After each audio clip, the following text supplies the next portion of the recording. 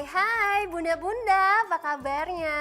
Senang sekali saya Azhara masih dapat menjumpai bunda-bunda di rumah yang pasti di program kesayangan kita. Apalagi kalau bukan program persembahan untuk bunda, bunda cerdas, keluarga bahagia yang pastinya hanya di mata Millennials Indonesia TV, matanya Indonesia. Nah, selama 30 menit ke depan pastinya kami akan menyajikan informasi yang hangat dan juga menarik disertai dengan narasumber yang pastinya inspiratif nih bunda-bunda. Nah bunda-bunda, pada episode kali ini kami akan membahas mengenai kesetaraan gender dalam dunia politik nih bun. Tahu gak sih bun, isu gender merupakan salah satu isu utama dalam pembangunan, khususnya pembangunan sumber daya manusia nih bun.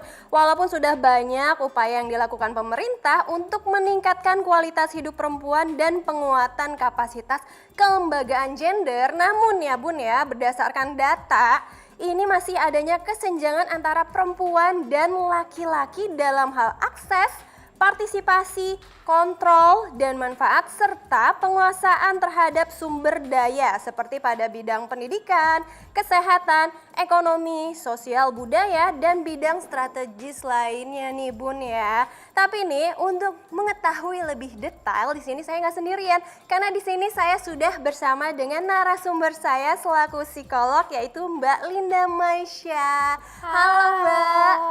Apa kabar? Baik dong, Mbak gimana? Alhamdulillah, baik juga. Tadi kan saya udah sempat bridging ya mengenai kesetaraan gender dalam dunia politik. Sebenarnya kalau misalnya kita tanya nih sama Mbak sendiri, kesetaraan gender ini apa sih?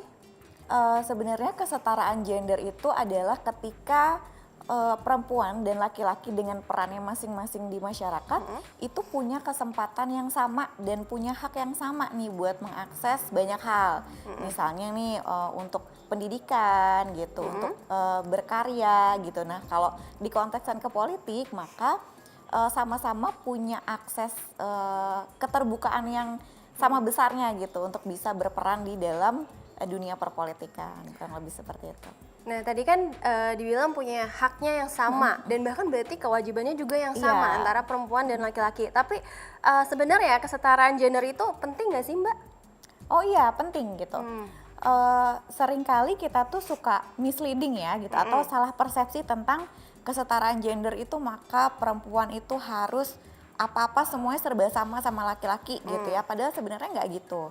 Tapi lebih kepada keterbukaan kesempatannya gitu yang jadi ditekankan. Jadi kalau misalkan perempuan punya kemampuan A gitu ya, kompetensi A dan dengan karakteristik pengikutnya gitu penyertanya, sedangkan yang laki-laki itu punya yang B dan penyertanya ya maka ya masing-masing bisa berkarya di areanya masing-masing gitu. Jadi nggak harus di setiap bidang itu harus ada perempuan dan laki-lakinya, nggak juga gitu. Yang penting sama-sama punya diberikan akses yang terbuka gitu. Nanti tinggal siapa yang memang paling kompeten lah yang bisa cocok di situ gitu.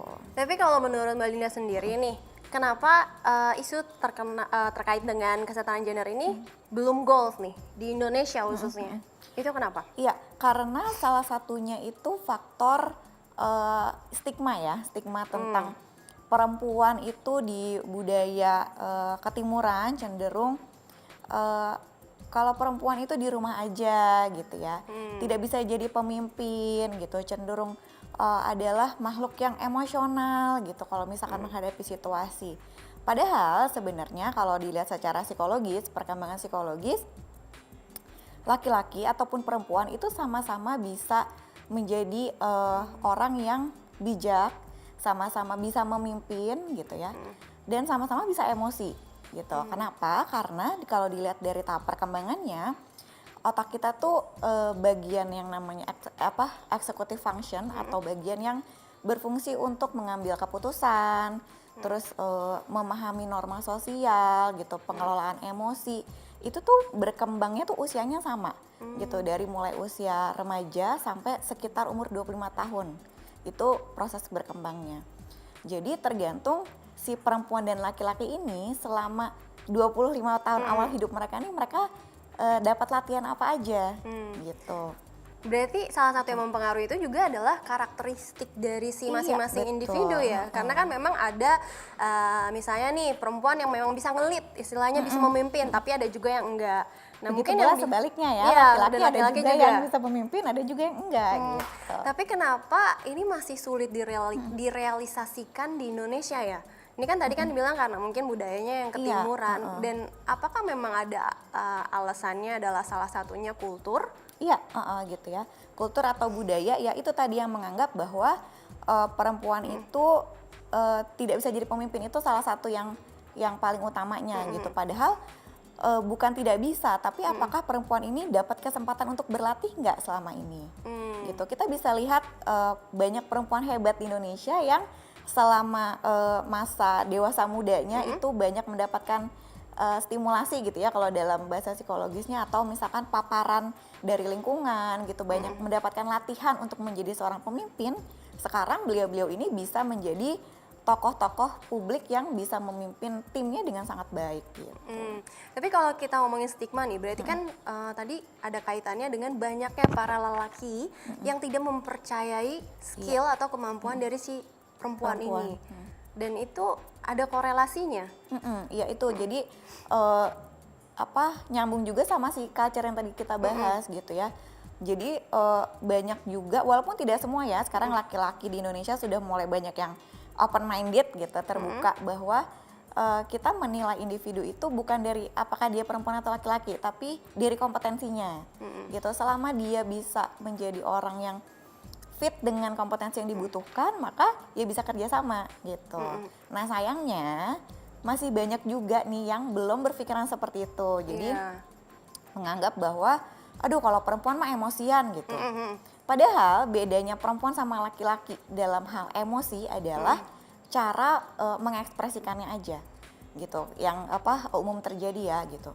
Apakah laki-laki itu cenderung tidak emosional? Enggak juga gitu. Hanya saja nampilinnya beda. Kalau laki-laki cara menampilkan emosinya, misalnya ke-trigger nih ya, mungkin lagi rapat gitu ya, rapat besar lalu di ke-trigger, maka bentuk ekspresi emosinya adalah agresi gitu. Jadi kelihatannya tegas, jadi kelihatannya marah gitu ya. Padahal sebenarnya itu adalah bentuk ekspresi emosinya aja. Tapi dia tetap sama-sama emosi, terpancing emosinya. Caranya aja ya, Caranya beda gitu. Sedangkan kalau perempuan cenderung dianggap lemah, karena kalau misalkan emosi itu jadi menarik diri dulu untuk nangis misalnya gitu. Kita kan kalau di budaya timur itu masih ada paham bahwa laki-laki itu nggak boleh nangis. Nangis itu adalah simbol lemah. Padahal nggak ada hubungannya sama sekali gitu. Nah jadi itulah yang mempengaruhi kenapa kalau secara ini ya, secara psikologis dilihatnya, kenapa masih banyak laki-laki yang menilai bahwa aduh perempuan mah nggak bisa deh ada di dunia ini, di dunia politik gitu, atau jadi seorang pemimpin tuh nggak bisa gitu kurang lebih. Dan ini kan mempengaruhi efek ya dari segi mindsetnya, misalnya kayak perempuan nggak bisa nih, dia nggak bisa ngelit karena perempuan tuh lemah, misalnya banyak emosian, dan kadang kita sebagai perempuan jadi merasa seperti itu dari efek psikologisnya, mungkin ya emang aku nggak bisa ngelit nih, jadi makanya kita nggak bisa maju-maju, itu bener. Iya, jadi ada konsep di di dalam dunia psikologi yang namanya self fulfilling prophecy gitu. Jadi ketika kita, gampangnya adalah ketika kita terpapar oleh lingkungan yang bilang bahwa aduh misalkan contohnya aku gitu ya, aduh Linda itu nggak pintar ngomong, nggak pintar ngambil keputusan, aduh jangan sama dia deh. Nah kalau terbukti berkali-kali terjadi seperti itu, maka aku jadi akan menganggap kayak yang tadi Mbak bilang, oh emang aku nggak bisa ya gitu. Padahal sebenarnya masih bisa berkembang loh, bisa dilatih gitu, tapi kesempatannya jadi tertutup. Berarti itu alam bawah sadarnya ya Mbak ya? Betul sekali. Nah tapi jangan kemana-mana nih para bunda-bunda di rumah, karena masih ada yang menarik di segmen selanjutnya, tetap di program Persembahan untuk Bunda.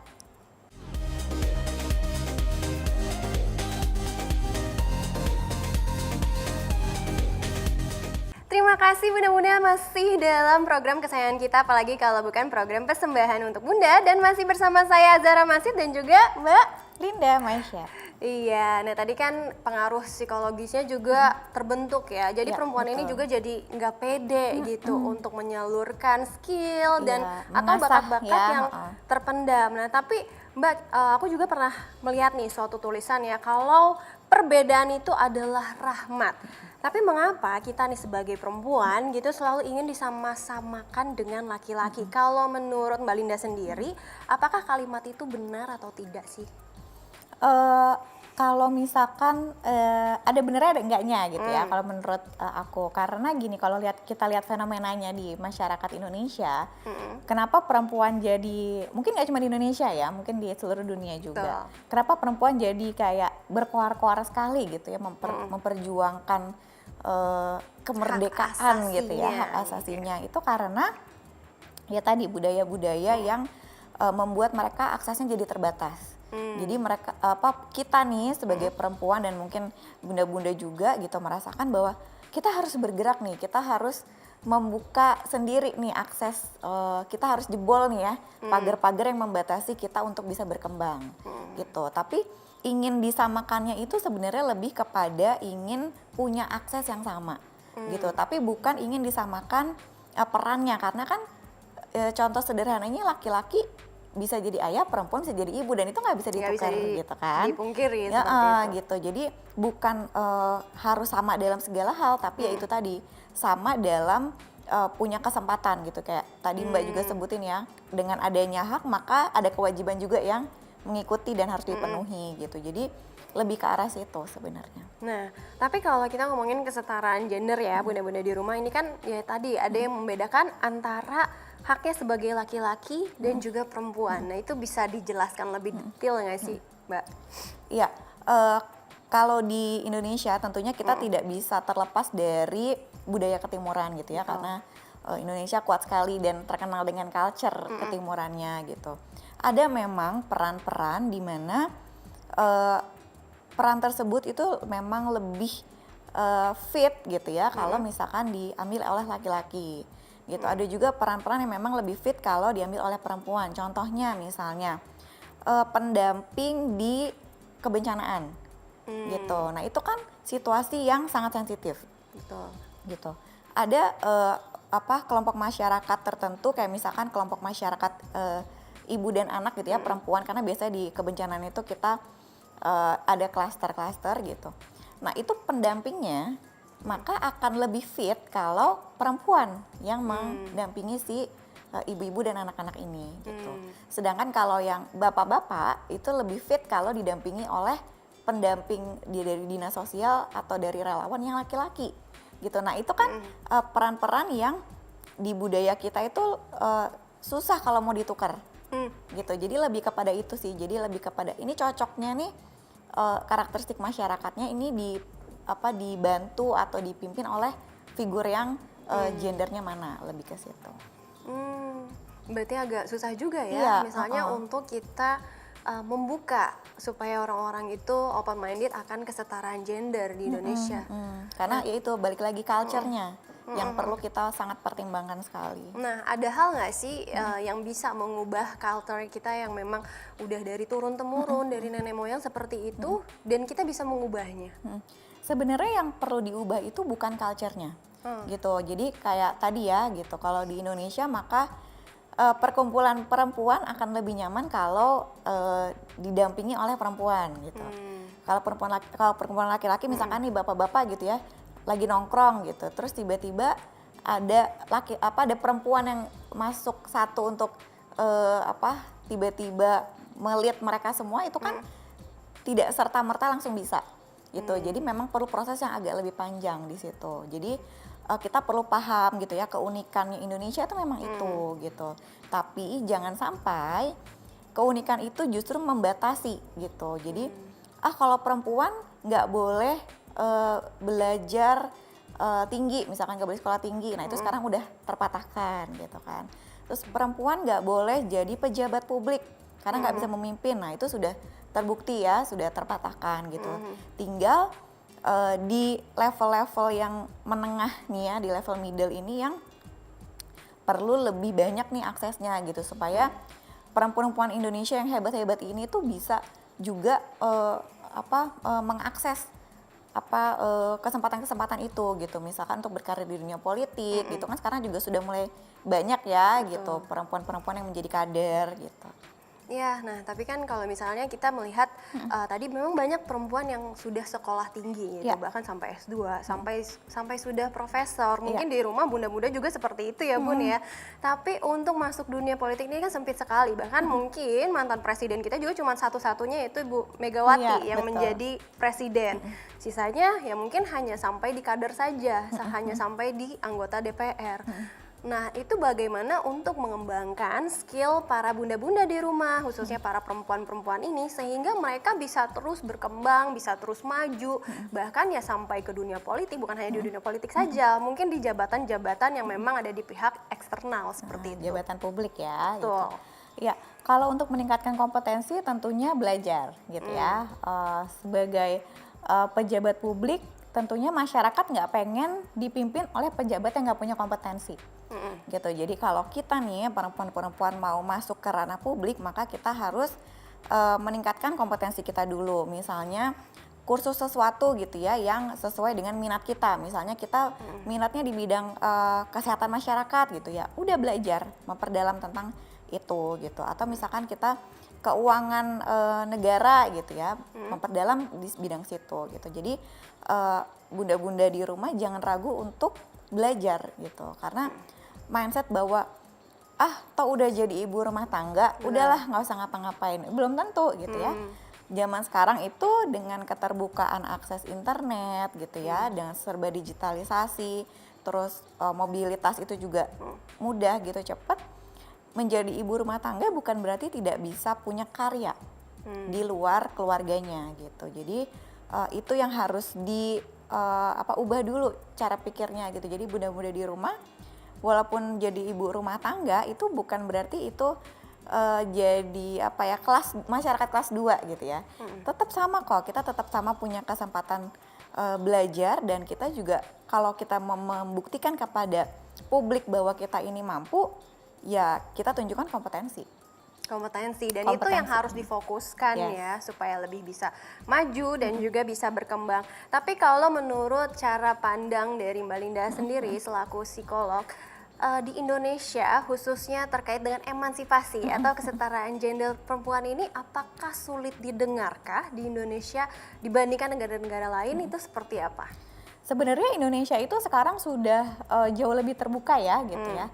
Sudah lebih menghargai hak-hak perempuan gitu. Sudah lebih membukakan pintu untuk perempuan-perempuan berkarya di ranah publik gitu. Kalau zaman dulu kan nggak boleh sekolah tinggi gitu, yang paling kelihatan ya gitu. Sekarang sudah banyak kayak tadi disebutkan, sudah banyak yang berkarya di pendidikan. Terus nggak boleh jadi pemimpin gitu. Sekarang sudah banyak yang mulai jadi pejabat publik gitu. Kalau mungkin belum kelihatan di puncak ya sekarang karena fasenya adalah sekarang perempuan-perempuan ini baru mulai merintis gitu. Jadi yang sebaya-sebaya kita nih gitu ya sedang merintis untuk menjadi seorang pemimpin di level yang lebih tinggi. Jadi harapannya gitu ya, mungkin dalam beberapa tahun ke depan kita akan bisa melihat lebih banyak pejabat publik ataupun pemimpin-pemimpin di negara ini yang adalah perempuan. Iya, betul sekali. Tapi Mbak Linda, ini ngomongin soal kesetaraan gender antara misalnya di Indonesia dengan di luar negeri. Apakah memang kalau di luar negeri kan memang kulturnya mereka dari zaman dulu emansipasi itu sudah ada. Nah, kalau dilihat berarti perempuan-perempuan di sana apakah lebih berkembang daripada yang di Indonesia atau bagaimana? Dari cara pandang Mbak Linda sebenarnya enggak juga ya enggak gitu. Juga. Karena di negara-negara yang di Eropa misalnya gitu. Itu juga mungkin kalau kita teliti lebih dalam tidak semenyala itu gitu. Indonesia tuh banyak sekali loh sebenarnya perempuan-perempuan yang tadi ya sudah mulai berkarya di politik, cuman belum kelihatan aja. Gitu. Sedangkan kalau di luar mungkin yang udah kelihatannya itu yang lebih banyak terlihat. Jadi beda waktunya aja, beda timeline lah gitu. Mungkin karena Bun ya harus tahu ya Indonesia juga adalah negara berkembang. Iya, jadi masih berkembang. Masih berkembang. Nah, jadi bunda-bunda jangan kemana-mana, tetap di program Persembahan untuk Bunda.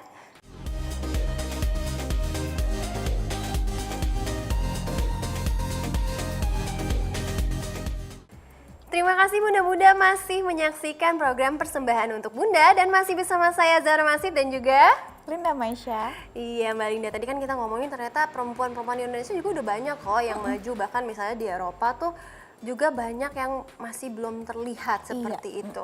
Apakah memang karena negara kita masih berkembang? Terus kan misalnya kalau di Amerika kan memang sudah maju ya Bun ya, jadi banyak perempuan-perempuan yang memang sudah terlihat lebih berkembang dan bahkan sudah maju sampai sekarang, betul ya Mbak Linda? Sama mungkin aku mau nambahin dikit Mbak, akses pendidikan. Itu sih gitu ya. Gimana Kalau tuh, di Mbak? misalkan kayak di Finlandia gitu. Pejabat publiknya banyak yang perempuan gitu karena akses pendidikan di sana itu udah sangat bagus. Gitu. Sedangkan kita di Indonesia ini masih dalam proses membangun gitu ya untuk pendidikan, terutama adik-adik kita yang perempuan ini baru mungkin sekitar 10 tahun belakangan lah gitu ya, akses pendidikan itu lebih terbuka lebar buat perempuan. Nanti karena pendidikan itu kan panjang jalurnya, nanti dari pendidikan dasar terus nanti sampai mereka bisa pendidikan tinggi dan bekerja. Nah, itu tuh jadi satu rangkaian. Kalau misalkan itu terbuka, maka kan tadi kita balik ke kompetensinya bisa meningkat, maka kesempatan mereka untuk tampil pun juga jadi meningkat. Dan yang saya tahu juga memang di Finlandia itu adalah pendidikan 5 besar yang terbaik, betul ya? Dan prinsip dasarnya adalah prinsip dasarnya Ki Hajar Dewantara. Dari Indonesia sebenarnya. Iya betul. Nah tapi kalau misalnya kita ngomongin kesetaraan gender sekarang dan dulu di Indonesia, menurut Mbak sendiri ada perbedaannya nggak sih? Oh, beda jauh, beda Nah, banget gimana ya. tuh? Gitu. Dari sisi tadi ya paling sederhana itu pendidikan dulu gitu. Kalau mungkin zaman nenek kita Betul. itu perempuan sekolah tuh nggak penting. Yang penting bisa masak, bisa ngurus suami, keperluan rumah ngurus ya anak. gitu, ngurus anak gitu. Nah, kalau sekarang sudah mulai bergerak bahwa ibu rumah tangga pun juga perlu pendidikan yang baik. Kenapa? Karena untuk bisa mendidik anak-anak dengan baik, ibunya juga harus terdidik dulu.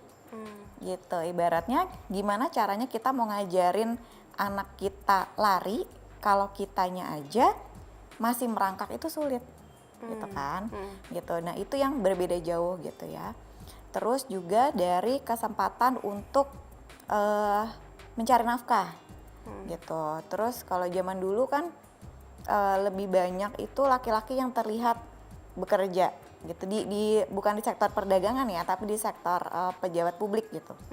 Kalau perdagangan emang dari dulu udah banyak ibu-ibu yang dagang. Nah tapi sekarang untuk bekerja di ranah publik, kita lihat teman-teman kita yang kerja di kantor gitu ya, atau di pegawai pemerintahan sudah banyak perempuan gitu. Terus juga naik lagi ke atas yang pengambil kebijakan gitu juga kayak wali kota, gubernur itu sudah mulai banyak yang perempuan. Kalau zaman dulu kan pemimpin wilayah pasti laki-laki gitu. Nah itu yang sudah berbeda sekali.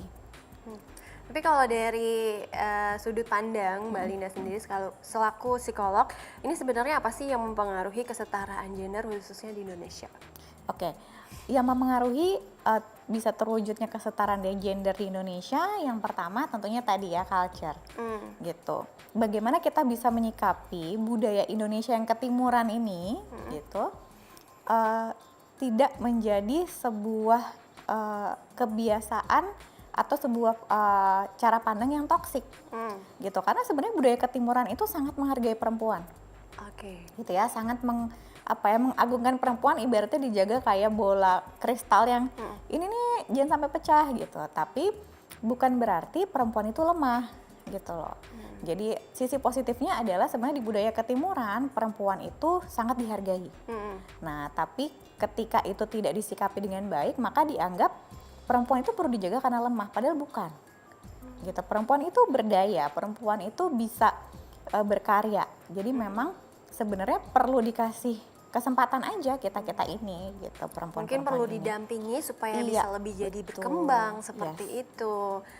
Nah, tadi kan ngomongin yang pertama adalah kultur dan adanya kultur itu dari pengaruh budaya ketimuran dan ini kalau misalnya kita ngomongin secara krusial ya Bun ya, ini mungkin apakah ada sangkut pautnya juga sama agama kah? Bisa jadi ya, cuman kalau misalkan agama itu kan sudah ranahnya lebih privat gitu ya, ranahnya lebih ke penghayatan masing-masing individu Karena setiap agama saya yakin mengajarkan yang baik gitu ya. Tidak ada agama yang merendahkan perempuan sebagai makhluk yang lemah dan nggak bisa ngapa-ngapain gitu. Nah, kalau kita ngomongin soal kesetaraan gender lagi nih, kira-kira apa sih yang diperlukan misalnya bagi pemerintah untuk memajukan atau untuk meningkatkan kesetaraan gender di Indonesia biar perempuan-perempuan di rumah ataupun muda-muda di rumah juga bisa semakin lebih maju gitu. Apakah ada peranannya khususnya bagi pemerintah? Besar sekali ya gitu. Peran pemerintah itu penting sekali. Karena seperti tadi akses untuk bisa berkarya jadi pejabat publik. Itu kan kebijakannya dari pemerintah gitu. Terus juga yang menurut saya kalau misalkan kita di sebuah perusahaan untuk menempatkan orang itu kita pakai assessment gitu ya, secara psikologis itu dilihat dulu. Nah, alangkah lebih baik kalau misalkan posisi-posisi pejabat publik ini saya yakin sekarang asesmennya juga sudah bagus gitu ya, tapi mungkin bisa lebih ditingkatkan lagi supaya memang orang itu dilihat berdasarkan kompetensinya, gitu, kompetensinya dan juga karakter personalitinya, gitu. Kayak tadi, misalkan nih memang orangnya pinter banget gitu, tapi secara emosional dia tidak matang. Walaupun dia laki-laki, ya dia tidak akan bisa jadi pemimpin yang baik, gitu. Jadi proses asesmennya ini harapannya bisa lebih mendalam lagi lah gitu ya, jadi kita bisa mendapatkan para pejabat-pejabat publik yang mengambil kebijakan buat kita nih gitu. Itu adalah orang-orang yang memang menguasai banget gitu, terlepas dari apakah dia perempuan atau laki-laki. Jadi nggak usah dipentingin dia perempuan atau laki-lakinya, tapi lebih kepada kompetensi dan karakter pribadinya. Tadi ngomongin salah satunya adalah assessment, tapi kalau misalnya dari pendidikan sendiri gimana nih, Mbak? Kalau dari pendidikan saat ini supaya bisa lebih berkembang gitu ya, pemerintah bisa sekarang juga sudah mulai dilakukan ya, ada penjangkauan ke masyarakat terutama masyarakat desa yang masih tertinggal gitu ya. Jadi pemerintah itu jemput bola gitu loh, dan itu harapannya bisa lebih masif lagi gitu. Jadi yang bisa mendapatkan akses pendidikan baik itu tidak hanya perempuan-perempuan yang di kota-kota besar, tapi dari pemerintahan itu juga punya program yang lebih masif juga, nggak kalah masif untuk bisa menjangkau perempuan-perempuan yang ada di daerah yang tidak maju Jakarta atau kota-kota besar, supaya mereka juga bisa belajar dengan advance gitu ya, bisa belajar dengan akses yang terbuka lebar gitu. Jadi kan ngomongin buat pemerintah, tapi untuk individualnya nih, khususnya untuk perempuan-perempuan di rumah maupun yang berkarir ataupun tidak, supaya mereka lebih bisa berkembang dan lebih maju dan mereka meyakini bahwa kesetaraan gender itu sangat penting sekali. Itu gimana menurut Mbak? Yang pertama kita harus belajar untuk mencintai diri kita sendiri dulu, gitu ya. Kita sebagai perempuan harus bisa menghargai diri kita sendiri bahwa kita ini bukan masyarakat kelas 2 loh, gitu. Karena masyarakat itu terdiri dari perempuan dan laki-laki, gitu ya. Kalau memang perempuan tidak penting, nggak mungkin ada perempuan di dunia ini, gitu ya. Buat apa? Jadi memang kita tuh sama-sama penting ya, bunda-bunda, gitu. Kita tuh sama-sama boleh loh belajar, gitu. Yang cukup berat untuk digoyang gitu ya, cara pandangnya adalah ibu rumah tangga tuh nggak perlu belajar. Itu yang sangat berbahaya gitu sebenarnya, karena belajar itu adalah awal dari kita bisa berkembang. Jadi bunda-bunda di rumah meskipun tidak berkarya di kantor gitu, nggak jadi pebisnis gitu, tapi bisa kok punya karya gitu. Sekarang tuh aksesnya banyak, kayak misalnya jadi konten kreator gitu ya, nyambi-nyambi di rumah jadi konten kreator. Itu kan tidak selalu kita tuh soal uang, tapi soal bagaimana kita bisa menampilkan kita tuh kompeten, kita tuh punya karya gitu. Dan bunda-bunda di rumah jangan ragu untuk mempelajari hal baru dan coba untuk berkarya. Nah itu dia Bun, jadi di rumah tetap harus bisa untuk berkembang dan juga maju. Salah satunya misalnya menjadi digital creator. Ataupun mungkin bunda-bunda di rumah juga bisa belajar ya melalui webinar-webinar gratis. Yes, Sekarang kan betul. sudah ada. Dan sehingga juga bukan hanya jadi ibu rumah tangga saja, tapi bisa menjadi apapun dan bahkan bisa mengedukasi anaknya menjadi Yes, lebih baik betul lagi, untuk sekali. lebih berkembang lagi.